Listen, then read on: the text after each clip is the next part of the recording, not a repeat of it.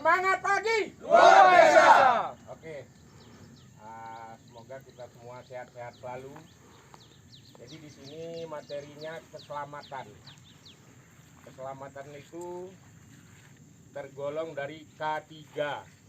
K3 itu keselamatan, keamanan, kenyamanan kerja. Jadi di situ materi-materinya banyak sekali, apalagi ini sekarang di musim hujan. Musim hujan ini jalan licin.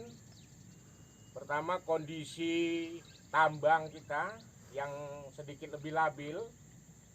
Mohon untuk operator diperhatikan tempat operasi unit. Jadi keselamatan manusianya itu paling utama. Yang paling utama, keduanya keselamatan unit. Artinya di situ itulah yang disebutkan SOP. Ada yang paham dengan SOP? Nah, mungkin ada yang belum paham, saya juga mungkin pemahaman saya sedikit baru paham gitu ya. SOP itu Standard Operation Procedure. Jadi tambang itu ada standarnya apabila kita sudah dipenuhi oleh perusahaan. Jadi kalau ada pelanggar-pelanggar standar itu mengakibatkan fatality, itu kembali resikonya ke perusahaan.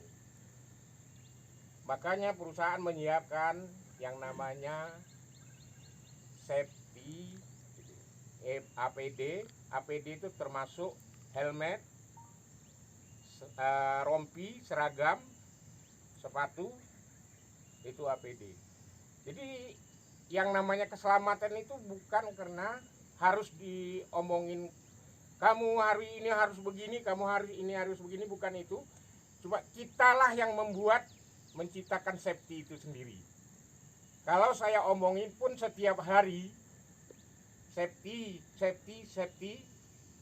tapi kalau kitanya sendiri tidak bisa menjalankan safety itu sendiri, akibatnya akan celaka.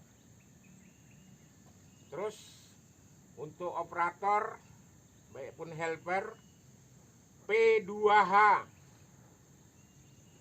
Jadi pemeriksaan peralatan harian. Itu bagiannya mungkin ada di situ oli. Kalau untuk di ekskavator ada oli engine, ada oli swing, ada oli hidrolik, dan grease. Greasing itu perlu, sebab itu akan mengurangi daya tahan unit. Nah, untuk yang lain-lain perhatikan tempat kerja.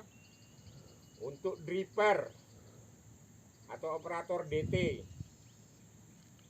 itu saat dumping, kalau damen ada di situ mengarahkan saat dumping itu miring, jangan dilakukan karena itu akibatnya fatal.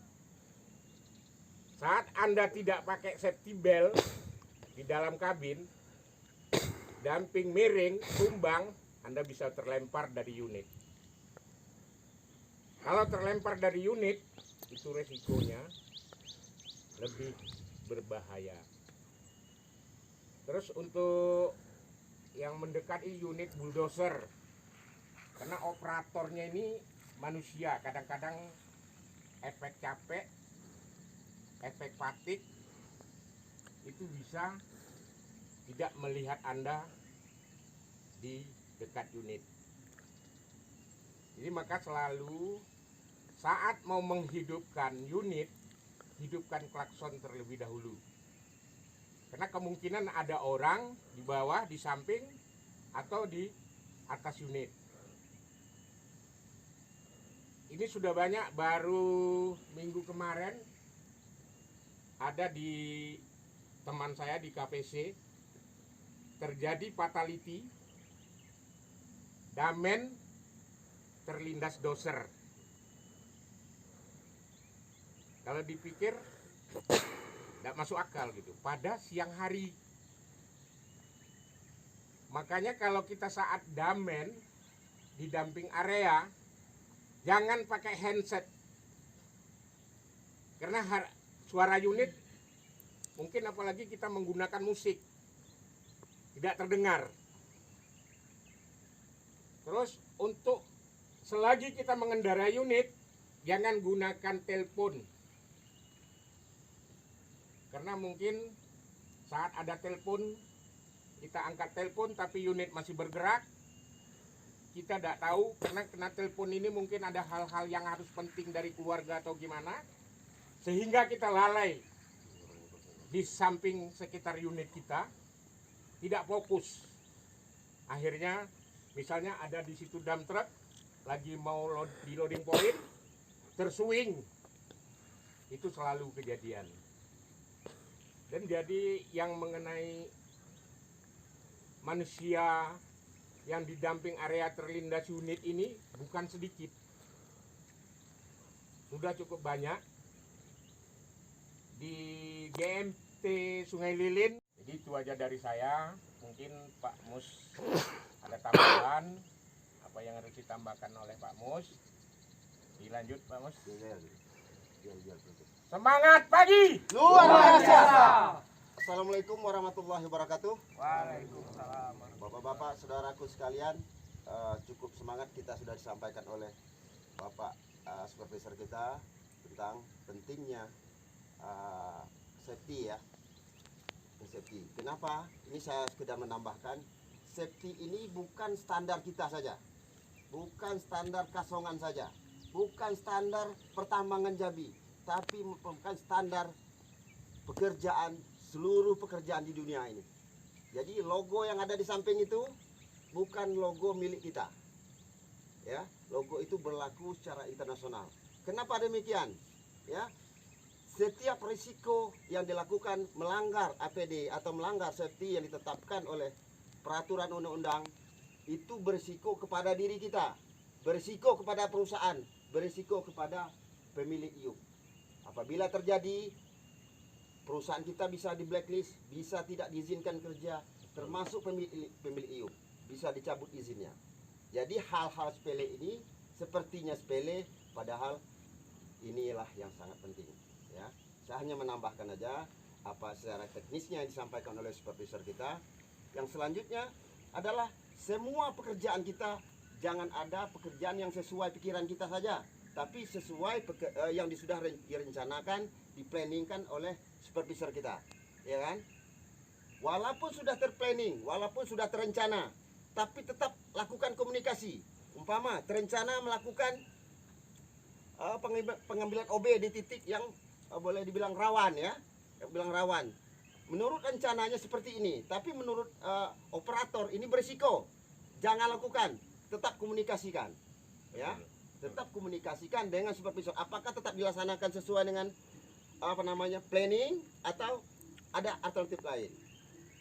Nah, itu yang penting saya sampaikan agar ini dicamkan terus-menerus. Dan safety talk ini minimal mesti dilakukan minimal 1 kali 1 minggu atau setidak-tidaknya 1 kali 1 bulan. Siap, Pak Besar? Siap. Siap ya, insya Allah. Jadi hanya itu yang dapat saya tambahkan sedikit tentang pentingnya safety ini.